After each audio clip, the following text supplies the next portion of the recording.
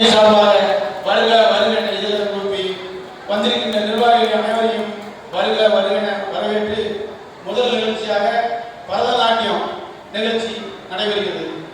அமைச்சர் அண்ணாச்சி கடம்பூரார் அவர்களை மாவட்ட மகளிர் அணி சார்பாக வருக வருக என இதயம் கூப்பி வரவேற்கிறோம்.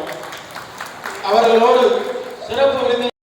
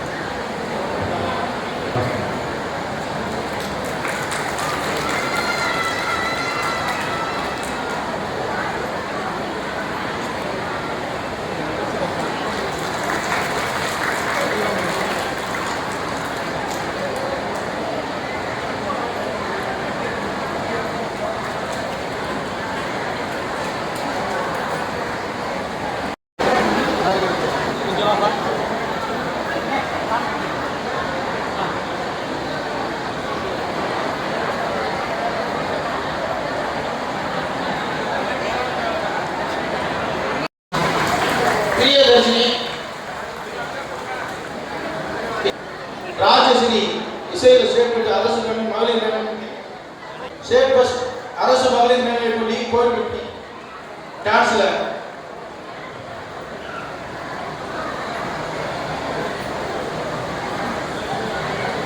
மாயா பவானி ஸ்போர்ட்ஸ்ல அரசு மகளிர் மேல்நிலைப் பள்ளி கோயில்பட்டி.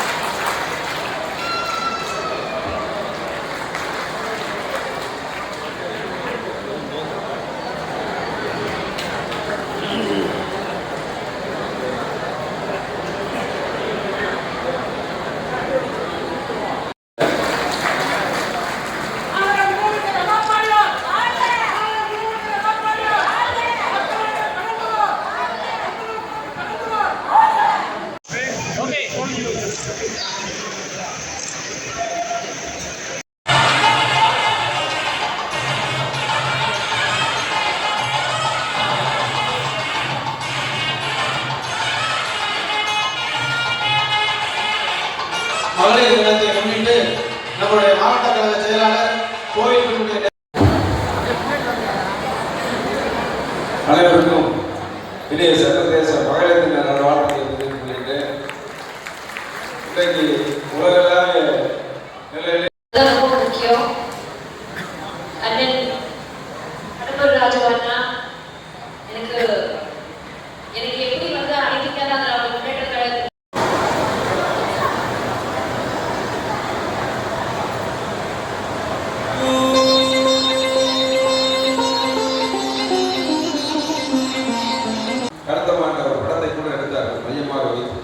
தாய்ப்பாலுக்கு பதிலாக கள்ளிப்பாலை பற்றி பெண்ணினத்தை அழைக்கின்ற கொடுமை தமிழகத்தில் இருந்தது. அந்த நேரத்தில் மாண்புமிகு அம்மா முதலமைச்சராக வந்த பிறகு இந்தியாவுக்கு மட்டுமல்ல உலகத்திற்கே வழிகாட்டியாக நான் ஆளுகின்ற அந்த மண்ணிலே ஒரு பெண் சிசு கூட ஒரு பெண் குழந்தை கூட இயற்கைக்கு மாறாக நம்ம விட்டு பிரியக்கூடாது மரணமடையக்கூடாது என்று சொல்லி தொட்டில் குழந்தை திட்டம் கொண்டு வந்த அற்புதமான மகத்தான தலைவி. அந்த திட்டத்தின் மூலம் பெண் இனத்தையே காப்பாற்றிய மகத்தான தலைவி அம்மா. அதனால்தான் உலக அமைதிக்காக நோபல் பரிசு பெற்ற அன்னை தெரசா அவர்களே போயஸ் கார்டனில் வந்து மாண்புமிகு அம்மா அவர்களை சந்தித்து என் மகளே நீ வாழ்க என்று சொல்லி உலக அமைதிக்கு திருவுருவாக விளங்கிய மனித தெய்வமாக நம்முடைய உலகிய அன்னை நோபல் தெரசா அவர்களை வந்து அம்மா அவர்களை பாராட்டினார்.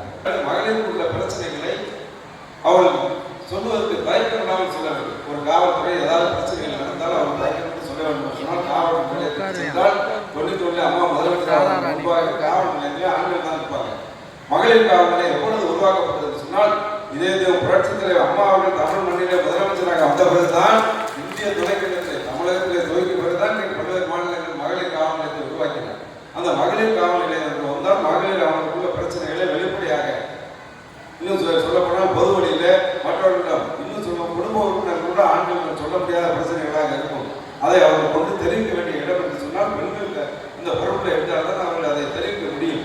அந்த அடிப்படையிலே தான் மகளிர் காவல் நிலையத்தை இந்திய துணைக்கண்டத்திலே முதலாக உருவாக்கிய மகத்தான தலைவர் புரட்சித் தலைவர். அது மட்டும் இல்லாமல் பெண்கள் கமாண்டோ அந்த எஸ்டிஎஸ் இந்த அமைப்பை எஸ்எஸ்ஜி இந்த பாதுகாப்பு படையில பெண்கள் கமாண்டோ ராணுவத்துக்கு இணையாக காவல்துறையில பெண்கள் கமாண்டோ பயிற்சி பிரிவை தொடங்கி பெண்களின் பாதுகாப்பு உறுதி செய்தது. ஆனா இன்னைக்கு பெண்களின் பாதுகாப்பு அப்படியா இருக்கு? ஒரு 5 வருஷம் முடிய போகுது, அது முடிஞ்சு போச்சு. இப்படின்னாருல ஸ்டாலின் முடிஞ்சுன்னாரு, அதை அவரே சொல்லிட்டாரு. அன்னைக்கு அறிவாலயத்தில் வந்து கார் இருக்கும்போது ஒரு சைகை காமிச்ச ட்ரெண்ட் ஆச்சா. அந்த ட்ரெண்டை தான் இன்னைக்கு நாட்டு மக்கள் எதிர்பார்த்துட்டு இருக்காங்க. என்ன ட்ரெண்டுன்னா உங்கள் கதை முடிந்ததுங்கிறது தான். உங்கள் கதையை நாங்கள் முடிக்காமல் விடமாட்டோம் என்றுதான் இன்னைக்கு தமிழக வாக்காளர் மத்தியில் மனநிலை இருக்கு. அதான் அந்த ட்ரெண்ட். அவரே சொல்லிட்டார் முடிஞ்சு போச்சு, கதை முடிய வேண்டும். திமுகவின் ஆட்சி அவருடைய கதை முடிந்தால்தான் தமிழ்நாட்டு மக்களுக்கு விட மோசம், தமிழ்நாட்டு பெண்களுக்கு பாதுகாப்பு, தமிழ்நாட்டு மக்களுடைய வெடிகாலம் என்று சொன்னால் இந்த தேர்தலோடு அவர்கள் கதை முடிக்கப்பட வேண்டும்.